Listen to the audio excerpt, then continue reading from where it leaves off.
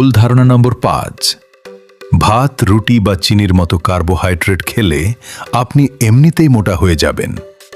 এখন অনেকেই বলেন কার্বোহাইড্রেট পুরোপুরি বাদ দিন এবং কিটো ডায়েট করুন।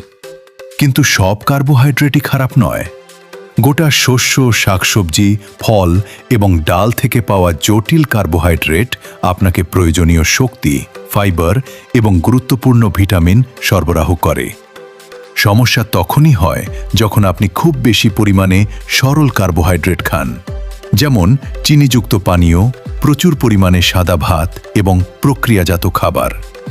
বুদ্ধিমানের কাজ হল আপনার প্লেটে ভারসাম্য বজায় রাখা।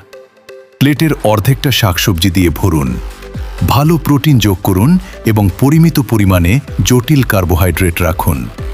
আপনি যদি ব্যায়াম করেন তবে কার্বোহাইড্রেট আসলে আপনাকে আরও ভালোভাবে ব্যায়াম করতে সাহায্য করে এবং তথ্যমূলক উদ্দেশ্যে তৈরি করা হয়েছে। এটি পেশাদার চিকিৎসকের পরামর্শের বিকল্প নয়।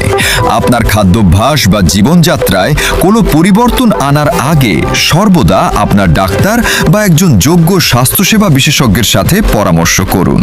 পরবর্তী ভিডিওতে দেখা হবে। আল্লাহ হাফেজ।